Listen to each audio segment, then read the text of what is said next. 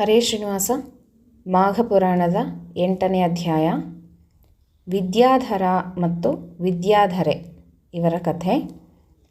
ಮಹಾಶಿವನು ತನ್ನ ಸತಿ ಸರ್ವಮಂಗಳೆಯಾದ ಪಾರ್ವತಿಗೆ ಮಾಘ ಸ್ನಾನದ ಮಹಿಮೆಯನ್ನು ಒಂದೊಂದಾಗಿ ವಿವರಿಸುತ್ತಾ ಹೋದಂತೆ ಪಾರ್ವತಿಗೆ ಕುತೂಹಲ ಹೆಚ್ಚಾಗುತ್ತಾ ಹೋಯಿತು. ಇದೀಗ ಶಿವನು ಒಬ್ಬ ಕನ್ಯೆಯು ಮಾಘ ಮಾಸದಲ್ಲಿ ಸ್ನಾನ ಮಾಡಿ ನಿಯತ ಕ್ರಮದಂತೆ ವ್ರತಗಳನ್ನು ಆಚರಿಸಿ ಪರಮಾತ್ಮನಾದಂತಹ ಶ್ರೀಹರಿಯ ಭಕ್ತನನ್ನು ಪತಿಯನ್ನಾಗಿ ಪಡೆದ ಕಥೆಯನ್ನು ಪರಶಿವನು ಹೇಳಿದನು. ಪಾರ್ವತಿಗೆ ಕನ್ಯೆಯೊಬ್ಬಳು ಮಾಘ ಸ್ನಾನವನ್ನು ಆಚರಿಸಿ ಶ್ರೀಹರಿಯ ಭಕ್ತನನ್ನು ಗಂಡನನ್ನಾಗಿ ಪಡೆದ ಕಥೆ ಹೇಳಬೇಕೆಂದು ಶಿವನನ್ನು ಕೇಳಿಕೊಂಡಳು. ಪಾರ್ವತಿ ಬಹುಕಾಲದ ಹಿಂದೆ ವಿದ್ಯಾಧರನೆಂಬ ಒಬ್ಬ ಸತ್ಕುಲ ಪ್ರಸೂತನು ದೈವಾಂಶ ಸಂಭೂತನೂ ಆದಂತಹ ಯುವಕನಿದ್ದನು. ಅವನಿಗೆ ಬಹುಕಾಲ ಮಕ್ಕಳೇ ಇರಲಿಲ್ಲ. ಅವನಿಗೆ ತನಗೆ ಒಂದು ಗಂಡು ಮಗು ಆಗಬೇಕೆಂಬ ಅಪೇಕ್ಷೆ ಇತ್ತು. ಕಡೆಗೆ ಸಂತಾನದ ಬಯಕೆಯಿಂದ ಗಂಗಾ ನದಿ ತೀರದಲ್ಲಿ ಕುಳಿತುಕೊಂಡು ಬ್ರಹ್ಮನನ್ನು ಕುರಿತು ತಪಸ್ಸು ಮಾಡಿದನು. ಚಳಿ ಬಿಸಿಲೆನ್ನದೆ ಮಳೆಗಾಳಿಗಳೆನ್ನದೆ ಬ್ರಹ್ಮದೇವರನ್ನು ಕುರಿತು 1000 ವರ್ಷಗಳ ಪರ್ಯಂತ ತಪಸ್ಸನ್ನು ಮಾಡಿದನು. ಅವನ ನೇಮನಿಷ್ಠೆಗಳಿಗೆ ಭಕ್ತಿಗೆ ಮೆಚ್ಚಿ ಬ್ರಹ್ಮದೇವನು ಪ್ರತ್ಯಕ್ಷನಾಗಿ, ವಿದ್ಯಾಧರ, ನಿನ್ನ ತಪಸ್ಸಿಗೆ ನಾನು ಮೆಚ್ಚಿದ್ದೇನೆ. ನಿನಗೇನು ಹೊರಬೇಕೋ ಕೇಳಿಕೋ, ಕೊಡುತ್ತೇನೆ ಎಂದನು. ವಿದ್ಯಾಧರ ಭಯಭಕ್ತಿಗಳಿಂದ ಬ್ರಹ್ಮದೇವನನ್ನು ಸ್ತುತಿಸುತ್ತಾ, ಕೃತಾರ್ಥನಾದೆ ಬ್ರಹ್ಮದೇವ, ನಾನು ಗಂಡು ಮಗುವೊಂದನ್ನಪೇಕ್ಷಿಸಿ ತಪಸ್ಸು ಮಾಡುತ್ತಿದ್ದೇನೆ. ನನಗೆ ಪುತ್ರ ಭಾಗ್ಯವನ್ನು ಕರುಣಿಸು ಎಂದು ಪ್ರಾರ್ಥಿಸಿದನು. ವಿದ್ಯಾಧರನ ಕೋರಿಕೆಗೆ ಉತ್ತರಿಸುತ್ತಾ ಬ್ರಹ್ಮದೇವನು, ವಿದ್ಯಾಧರ, ನಿನಗೆ ಈ ಜನ್ಮದಲ್ಲಿ ಸಂತಾನ ಭಾಗ್ಯವಿಲ್ಲ.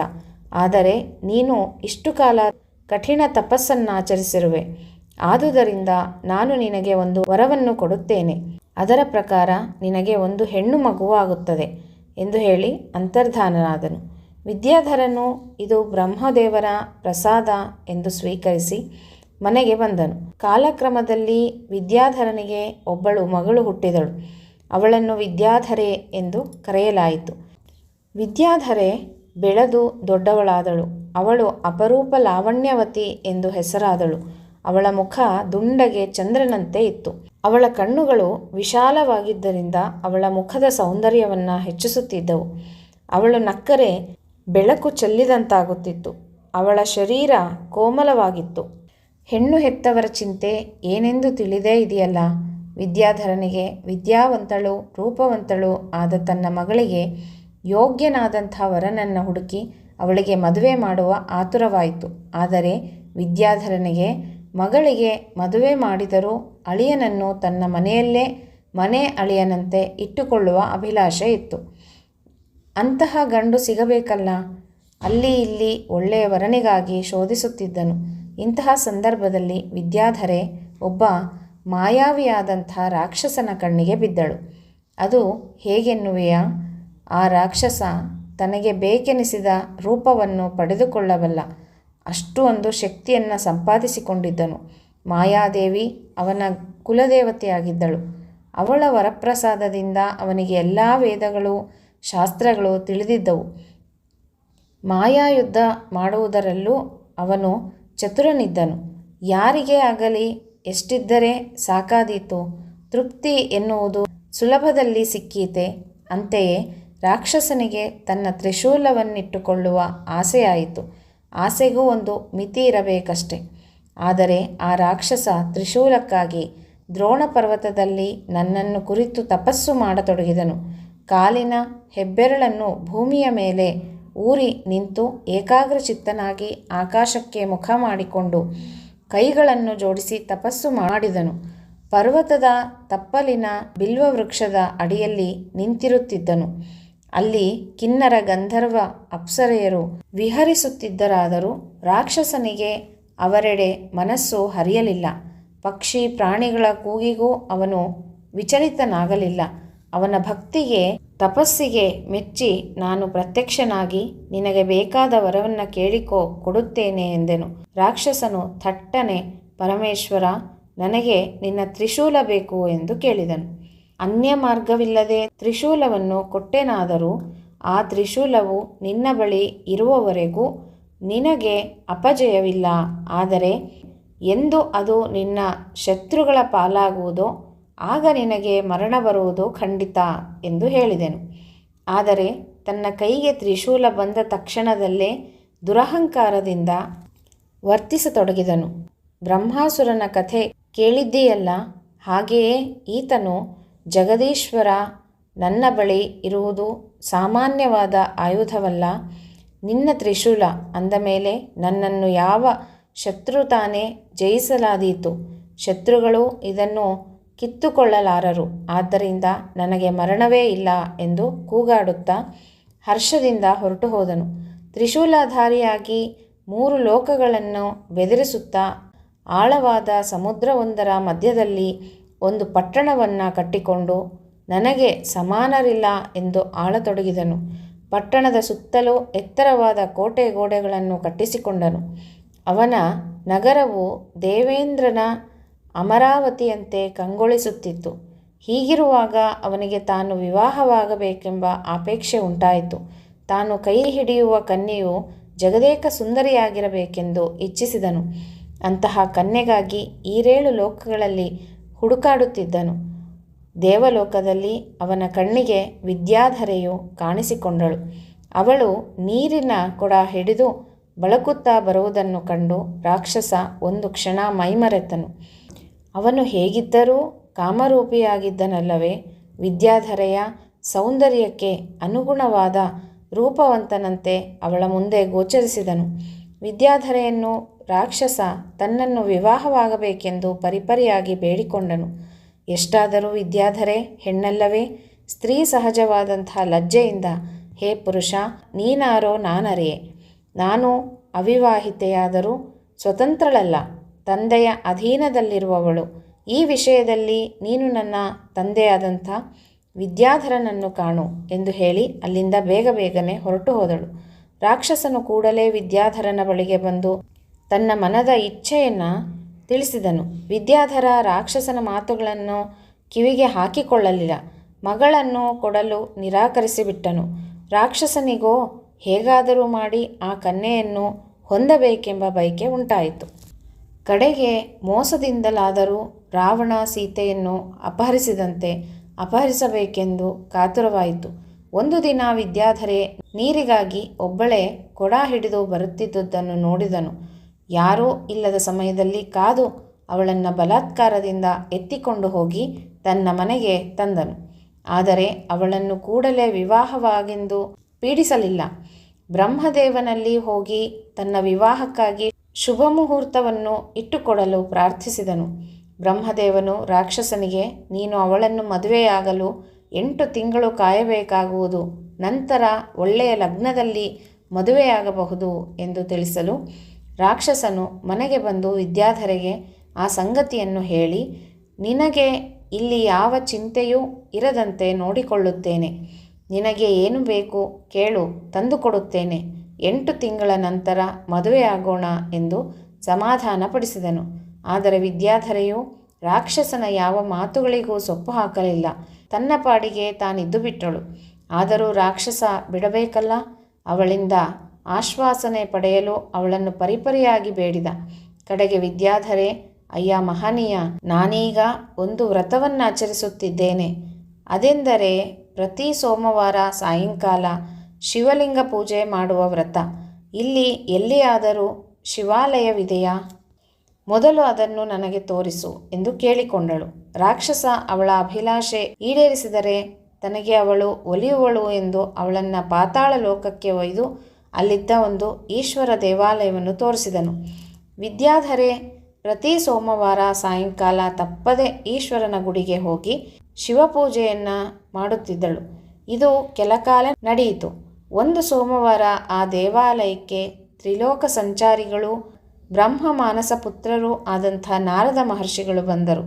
ಅದೇ ಸಮಯಕ್ಕೆ ಅಲ್ಲಿಗೆ ಶಿವಪೂಜೆಗಾಗಿ ಬಂದ ವಿದ್ಯಾಧರೆಯನ್ನು ಕಂಡು ನಾರದರು ಅವಳು ದೇವಾಲಯಕ್ಕೆ ಬಂದ ಕಾರಣ ಕೇಳಿದರು. ವಿದ್ಯಾಧರೆ ನಾರದರಿಗೆ ವಂದಿಸಿ ತನ್ನ ಗುರುತು ತಿಳಿಸಿ ತಾನು ಒಬ್ಬ ರಾಕ್ಷಸನ ಬಂಧನದಲ್ಲಿರುವೆನೆಂದು 8 ತಿಂಗಳ ಬಳಿಕ ಅವನು ನನ್ನನ್ನು ವಿವಾಹವಾಗಲು ಬಲಾತ್ಕಾರ ಮಾಡುತ್ತಿದ್ದನೆಂದು, ನಾನೇನೂ ಮಾಡಲಾರದೆ ಶಿವಪೂಜೆಯ ವ್ರತ ಹಿಡಿದಿರುವೆನೆಂದು ಹೇಳಿದಳು.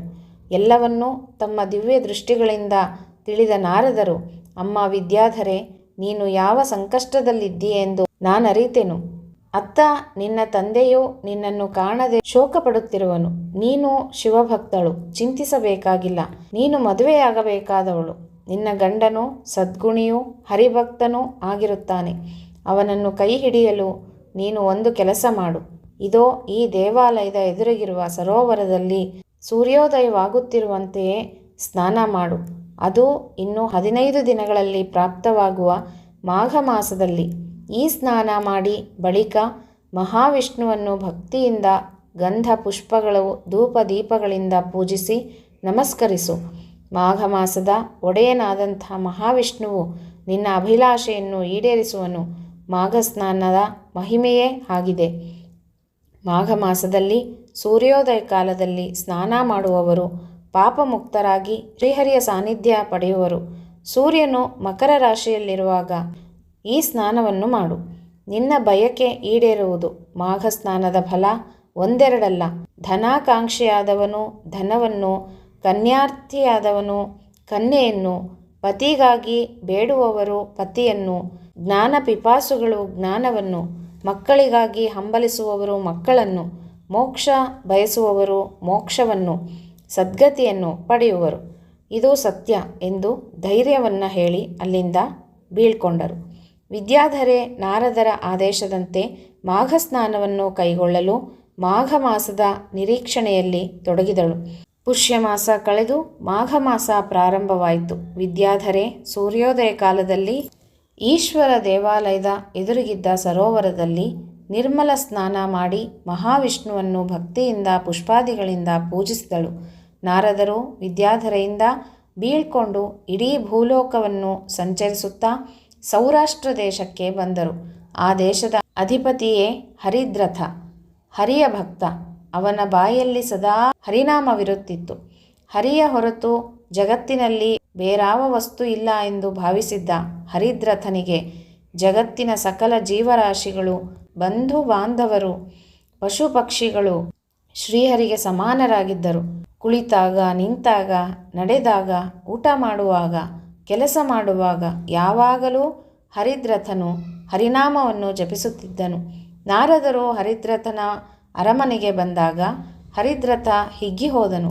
ಅರ್ಘ್ಯ ಪಾದ್ಯಾದಿಗಳಿಂದ ಮಹರ್ಷಿಗಳನ್ನು ಸತ್ಕರಿಸಿ ಉಚಿತಾಸನ ನೀಡಿದನು. ನಾರದರು ಹರಿದ್ರಥನ ಕುಶಲ ವಿಚಾರಿಸಿ ಬಳಿಕ, ಅಯ್ಯ ಹರಿದ್ರಥ ಮಹಾರಾಜ, ಸಮುದ್ರ ಮಧ್ಯದ ತನ್ನ ಪಟ್ಟಣದಲ್ಲಿ ಶಿವನಿಂದ ವರ ಪಡೆದಂಥ ರಾಕ್ಷಸನೊಬ್ಬನು ವಿದ್ಯಾಧರನ ಮಗಳು ಅಪರೂಪ ಲಾವಣ್ಯವತಿಯೂ ಆದಂತಹ ವಿದ್ಯಾಧರೆಯನ್ನು ತಾನು ವಿವಾಹವಾಗಬೇಕೆಂದು ಬಂಧನದಲ್ಲಿರಿಸಿದ್ದಾನೆ. ಅವನ ಬಳಿ ಸಾಕ್ಷಾತ್ ಪರಮೇಶ್ವರನೇ ದಯಪಾಲಿಸಿದ ತ್ರಿಶೂಲವಿದೆ. ಅದರಿಂದ ಅವನು ಎಲ್ಲೆ ಮೀರಿ ಮೆರೆಯುತ್ತಿದ್ದಾನೆ. ನೀನು ಅವನ ತ್ರಿಶೂಲವನ್ನು ಗಳಿಸಿ ಅವನನ್ನು ಸಂಹರಿಸಿ ವಿದ್ಯಾಧರೆಯನ್ನು ಬಂಧಮುಕ್ತಳನ್ನಾಗಿಸಿ ವಿವಾಹವಾಗಬೇಕು ಎಂದು ಹೇಳಿದರು. ಹರಿದ್ರಥನು ನಾರದರನ್ನು, ಮಹರ್ಷಿಗಳೇ, ಆ ರಾಕ್ಷಸನ ಪಟ್ಟಣ ಸಮುದ್ರ ಮಧ್ಯದಲ್ಲಿದೆಯೇ?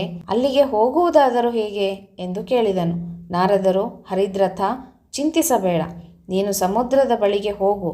ಸಮುದ್ರವು ನಿನಗೆ ದಾರಿಯನ್ನು ಬಿಡುವುದು. ಬಳಿಕ ಅವನೊಂದಿಗೆ ಯುದ್ಧ ಮಾಡಿ ಅವನನ್ನು ಸಂಹರಿಸಿ ಬಾ ಎಂದು ಸಲಹೆ ನೀಡಿದರು.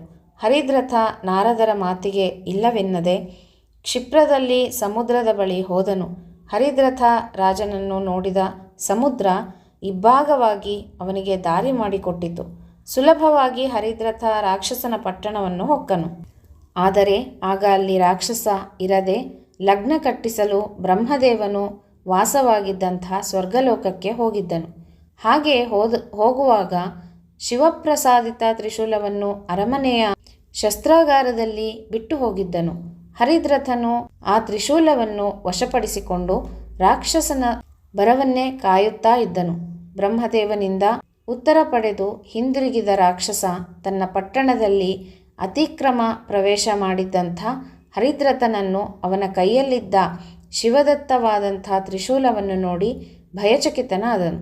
ಇನ್ನು ನನಗೆ ಮರಣವೇ ಗಟ್ಟಿ ಎಂದು ರಾಕ್ಷಸನು ಹರಿದ್ರಥನೊಡನೆ ಯುದ್ಧಕ್ಕೆ ನಿಂತನು. ಇಬ್ಬರಿಗೂ ಘನಘೋರ ಯುದ್ಧ ನಡೆದು ಹರಿದ್ರಥ ನಾರದರು ಹೇಳಿದಂಥ ಸೂಚನೆಯಂತೆ ತ್ರಿಶೂಲದಿಂದ ರಾಕ್ಷಸನ ಎದೆಯನ್ನು ಸೀಳಿದನು. ತ್ರಿಶೂಲದ ಏಟು ತಾಳಲಾರದೆ ಕತ್ತಿ ಏಟಿಗೂ ಬಾಳೆಕಂಬ ಕೆಳಗುರುಳುವಂತೆ ರಾಕ್ಷಸನು ನೆಲದ ಮೇಲೆ ಉರುಳಿದನು. ರಾಕ್ಷಸನ ಸಂಹಾರವಾಯಿತು.